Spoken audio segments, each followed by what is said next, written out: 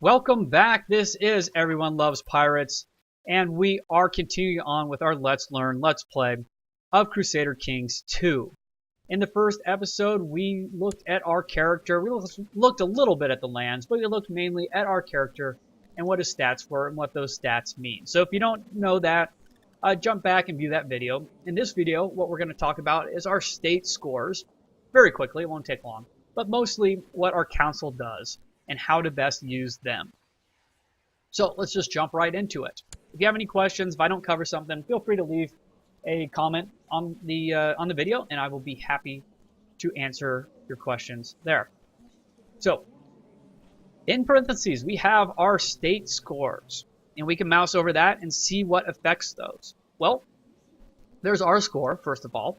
Then we get this score from our spouse, and we get a score from our counselors. Those are the three things that affect our state score. So in state diplomacy, we're getting 6 from us. We're getting 3 from our spouse. Let's go to our spouse.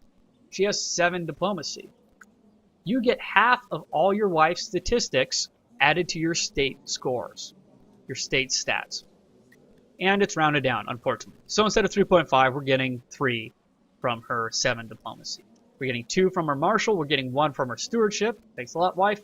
We're getting 4 from her intrigue, and we're getting 3 from her learning. Excuse me if I sniffle or mute the mic. I got a little bit of stuff in my throat. I apologize. But we can look at each one of these and see, yep, 2 from the wife, from the spouse, 1. Okay, so this is an important thing. We're only getting our Chancellor score for state intrigue. Well, why is that? We can look at our council through this button and see, oh, well, it's our wife. Our wife is our spy master, which in each one of these corresponds to those numbers that we saw over there, those areas. You can see the icons here. So state intrigue, spy master. We're not getting half of our wife's score here because, well, we're already asking our wife stuff. Basically, this is, hey, our state score is based on, we can go to our wife for advice, or we can go to our counselors for advice, or both, so it adds them together. Unfortunately, we can only go to our wife once for advice. At least she'll give us the same advice each time. So we're not getting a wife score here, which is not a good thing. So we'll want to change that. But there she is for our learning. So let's talk about the counselors. We're getting 12 on our state diplomacy from our counselors. Let's look at that. Well, here's our Chancellor, state diplomacy, 12. Very easy. So one of the first things you want to do is you want to check your council. Not only because you want to get them working right away. An idle council member is useless. Almost. But you also want to see, well, maybe there's someone better. We can click on a point and see here. What it'll do is it'll automatically sort by the characteristic that we want. We click on Chancellor, it'll sort by diplomacy, people in our court that we can appoint as a Chancellor. Unfortunately, not unfortunately, 12 isn't a bad number. 13 is basically kind of average for a Counselor. And what I mean by that is, more or less with 13, the negative options that can happen from what they do will more or less be about the same as the positive. It depends on which ones and stuff, but more or less 13 is average. Usually 16, I believe, is really good, is above average. So sometimes they get extra special things they can do when they have a score of 16 or higher. And you can find people all the way up in the high 20s. I think I regularly, when I play, will get people in the low 20s. It's hard to do at this point in time, but as play goes on, I don't think I've ever seen anyone that was like 30. That's probably impossible. But just so you know, 13 is average, give or take. In such a small area, we will have a hard time probably getting even to 13, but you never know. Now, what do each one of these people do? These are people in our court that we have singled out and said, hey, I want you on my council, and I'm going to use you to do specific things. First of all, we have our Chancellor. He can improve diplomatic relations. And the tooltip tells us that he can improve relations with the Lord, or he can sabotage relations with the Lord. The sabotage is the negative option. As a 12 character, he has an almost 30% chance of improving relations with the Lord, what that other person thinks of me, and he has about a 5% chance of actually screwing up and making things worse. Had he been like an 8 character, those would be probably more or less close. It'd probably be like a 12 to 15 chance of screwing things up and like maybe a 15 to 20% chance of improving things. You can also fabricate claims. We'll talk a lot more about claims, possibly in the next video, but pretty soon.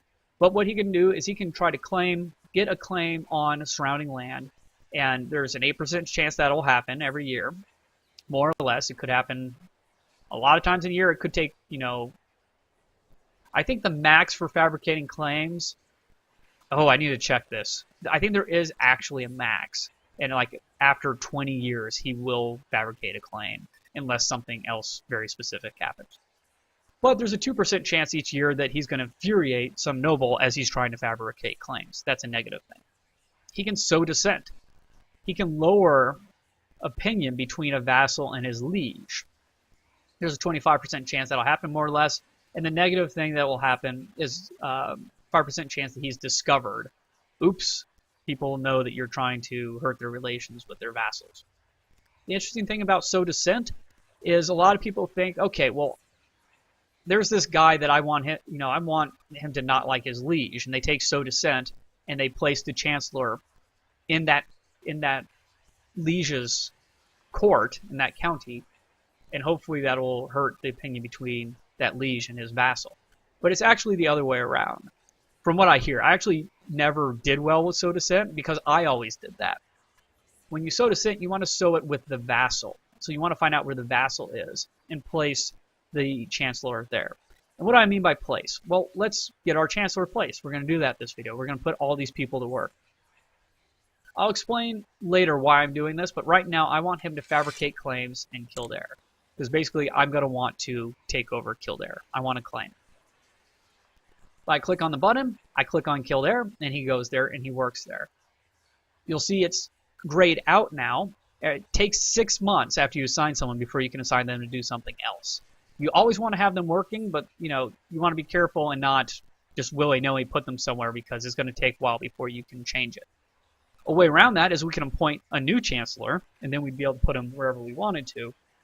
But we're going to talk about opinion soon, and it is not good to fire people from your council. They don't like that. In opinion, this game, maybe more than anything else, is about opinion. What other characters think of you and vice versa. And like I said, we'll get to that either at the end of this video or at the beginning of the next video, because opinion is very, very important. Now, our marshal can, as well, he can do 3 things. We have a pretty good marshal, score 12, not bad. He's considered a competent commander. Once again, mouse overs will tell you these things. You can go down to our court chaplain. Finn is considered an incompetent scholar. And then we look at someone who's, more around average. He's considered a decent schemer. This isn't a very good score. Once again, you want them higher.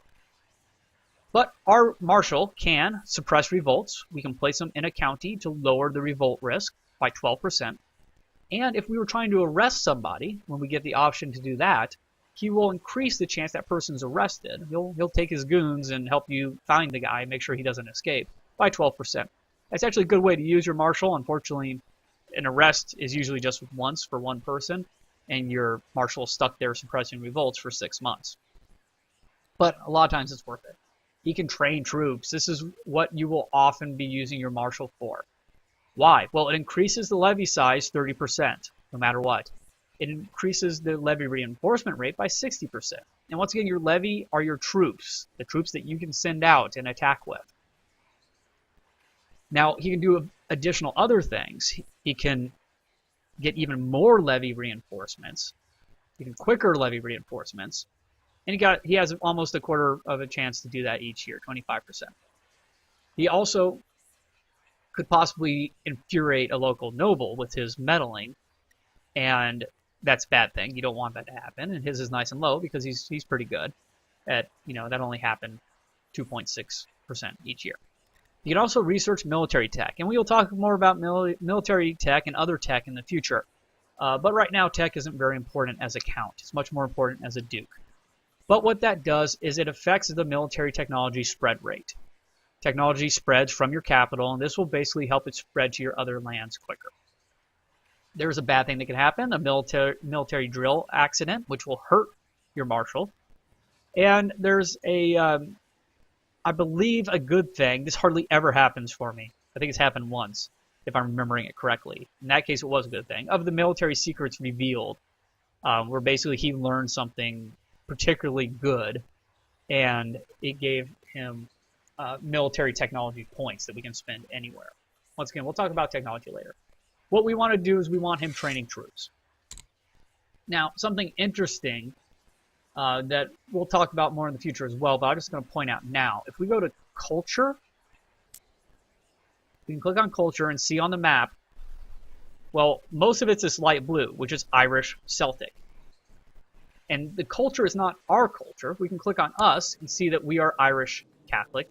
Irish is the culture, Irish Celtic, like these people. The culture is the populace. All these people that you'll never see, just the, however many thousands of people live underneath you in towns and cities and going about their way, farmers and milkmaids and various other things. Cows, chickens. This is their culture. Our culture is actually Norwegian North Germanic in Dublin, not our character. All us and the people in our court are going to be Irish Catholic. But the land here, the general populace, is actually Norwegian North Germanic. You see that here. It's from earlier on. Had we played at a much earlier date, you'd see a lot more of that. But we can click on our county, and we can see here there is a revolt risk because it's a different culture group. The people underneath us are Norwegian, and we are Celtic. They're Germanic, we're Celtic. They're Norwegian, we're Irish. So there is just a base 2% chance of a revolt. It's not high, but it's possible. So just so you know, that is something that we need to keep in mind. We're the only person that has to deal with that here in Ireland right now. And we'll talk more about culture in the future. Our steward, he can collect taxes. He's 9. He's not particularly good. So let's see what can happen. Well, just in general, every time you use him to collect taxes, the local tax modifier, how much money we make from our holdings, wherever we place him, will go up by 22.5%. Now, the things that can happen is about 3.5% a year, he might collect a special tithe, just another lump sum of money. That's a good thing. A bad thing is he might get attacked by peasants. And since his score is so low, that's actually very likely to happen. I mean, it's not 50-50 chance, but in 4 years, there's a good chance he's going, if we leave him there 4 years collecting taxes, odds are he gets attacked by peasants. He could get attacked by peasants 5 times in a row within a couple months, or he could never get attacked by peasants. But generally, 27% chance he gets attacked by peasants. He can also oversee construction. You have ways where you can build things in your counties, not just like other castles and stuff, but you can build things within your other holdings, within your castle, and this will make them build quicker. As a 9, it's not great, but it speeds it up a decent amount, 22% 22% faster. Now, other things can happen. You can meet a master builder. That's a good thing. It increases for either a long time or possibly even permanently. It's one that never happens for me either. Just in general, in that county, you'll have a master builder that will make things build faster, just default. There can also be construction sabotage, where something builds slower. 10% chance that construction will actually be sabotaged. He can also research economy tech. And once, like all the other technologies, it helps with spread rate. It's a good thing to do in the future, but doesn't really help us now. And unfortunately, since we're not building anything, we're going to put his life at risk and just try to bump up our amount of money, because money is very important. But in the future, a lot of times I just have him researching economy tech. Our spy master. Well, it's our wife, so we want to change this. Unfortunately, she's the best we got right now, and we might just stick with her because there's not a whole lot we're going to do with our spy master right off the bat. But let's see what they can do. She can scheme. This gives her an additional 9% chance of discovering plots. So just in general, no matter where she is, she will hear about stuff that's going on in your court and share it with you, probably, if she likes you. The other things that can happen, so that adds just having her scheme, usually in your capital. I don't know if it's even effective anywhere else, but you put her in your capital. I mean, I guess it's effective if you want to see if someone else is scheming in their courts, but most of the time you put it in your capital just so wherever you live, so you know if someone's trying to kill you, you have a better chance of knowing about it. There's also a chance, just an additional chance, 10%, that a plot is uncovered. Something is just found. It could be anything. There's another 10% chance that thugs attack her. That's a bad thing. You don't want that to happen. She's sticking her nose where it doesn't belong. Now, the other thing that you can use scheme for is to determine, or to help try to affect whether people join factions or not, either to join factions for you or to keep them from joining factions against you. That won't come into play for quite a while, at least until we're due probably. But just so you know, that comes under scheme. We'll look into that more later. Factions, plots, the faction stuff is one of the big things that you will not see in any video that's not recent. Build a spy network. Now you can just pay money and try to assassinate people. Now if you put your spy master where that person currently is, not where they range from, where their capital is, but where they currently are located. So if they're leading troops, you got to go find their troops and put the spy master in that county. It will increase the assassination chance. She's not a great spy master, so it'll only be by 4.5%, but that helps. It also helps, and it doesn't say here, but it helps lower the chance that your assassination attempt is discovered, which can be a bad thing sometimes, oftentimes. You can also place her places to have vicious rumors spread. So you put her in, let's say, Kildare, and she will make stuff up. What this basically means, I think 100% of the time, is she tries to out a noble as homosexual, whether he is or not. She just tries to make people believe that he's homosexual. Not a good thing to be back then. So you can use her to do that. You can also use her to uncover corruption. I believe that you would want to put that in your capital. I actually never use them for that, and I don't want vicious rumors spread in my capital. But, you know, if you think someone's stealing from you or something, you can use that to uncover corruption. She can also study technology. Now, this just doesn't spread technology, but it also basically allows you to steal technology. So you want to place someone who's studying technology in a county that has better technology than you. So if we click on our county, I'm going to change this back to diplomatic relations because I like that. We can see basically our technology levels here. A 9 in military, a 12 in stewardship, and 11 in culture. Or it's not stewardship, economy. And 11 in culture. So if you want your spy master studying technology, you want to place them somewhere better. Now, usually the people around you are going to have similar numbers to you. At this point in the game, a lot of times you want to go to Italy. So instead of more or less 9s and 8s and 10s across the board, you have 11, 13, 14, 16s and 17s. As long as they have better technology numbers than you, you have a chance of basically just stealing technology points from them. It'll be randomized between those three numbers, those three categories. And you'll get 50 technology points. It's actually a really great thing to do. I have my spy master doing that all the time when I'm not plotting. When I want to move technology forward. Right now, it's not that important. It also gives you a little base addition to all your technology. All your technology areas grow a little faster, just base. If they're discovered, they'll get thrown in jail. They might be killed.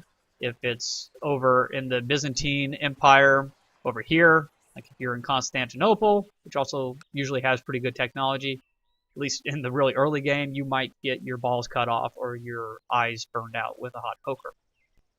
So a lot of times what I look for is not just where the good technology is, but I look at the ruler and I look at their intrigue score. Because that'll help determine whether they catch my spy master trying to steal technology. So his is pretty low. I might want to put him there. Well, he doesn't have a wife. So that's why his scores are too low, or so low also. Why doesn't he have a wife? He's the Pope, and the Pope can't marry. So, you know, Rome's not a bad place. Some of these other places, a lot of times, Orvieto, the guy doesn't have good stewardship. He doesn't have a wife either. So, I mean, if someone has really high stewardship, let's see, or not stewardship, sorry, intrigue. She has a state intrigue of 32. You know, that's a little risky. However, sometimes you may want your spy master to get caught. You may want them to be killed. So something to think about. Excuse my voice is going a little bit. For now, I don't really feel like we have to worry about plots. I really probably just want to change her out, and we'll do that probably in the next episode. So I'm not actually going to have her do anything right now. Who cares? This is my wife. I don't really want to get her killed either. Spy Master gets people mad at them a lot if they get caught. Lastly, we have our court chaplain. We don't have anyone better than a 3, which is awful. He can proselytize. I think I almost said that right. But he can basically convert people over to your religion. We're Catholic because we're Irish Catholic. And he can either convert an entire county if the general populace is not Catholic. So we can click on religions here. And we can see, well, this is all gray. Well, we have to zoom out like we often do and see that, okay, gray means Catholic. The light ones are where our holy sites are located. Green, down here we have Sunnis, we have Shias, Miaphysites, Tengri. These are our, what do you call it? Our pagans. Norway and Sweden are becoming Catholic. But if, let's say, one of our counties, either the entire county, we took over some place that was a different religion, or we just happened to have something happen where our population changed from Catholic, we can use our court chaplain to try to convert the county, the holdings. We could also use him just to convert an actual subject of ours, one person. So if we invited someone to our court or someone came to our court and wasn't of our religion, we could try to make them our religion that way. There's also a 9% chance that he would be attacked by heathens. That's a bad thing. And there's a heretic noble chance. And this could be a good or a bad thing. You could brand somebody you don't like as a heretic, or you can use that if you want to, for some reason you want to play as a heresy, you can basically bring heresy into your court and try to convert to it. So that's an option. We don't need this right now. We won't probably possibly ever need this in this playthrough, but you don't know. Oops, I click on it. That doesn't matter. As long as we don't click anywhere else. He can research cultural tech. It's just like the other culture finding things, culture researching things. He can also find a heretic. It's another way to find heretics. He could also find a great philosopher. I don't know if I've ever had that fire for me, but I think it's all like the master builder, where it's just going to, more or less, someone's going to help add more in that county to technology for a period of time.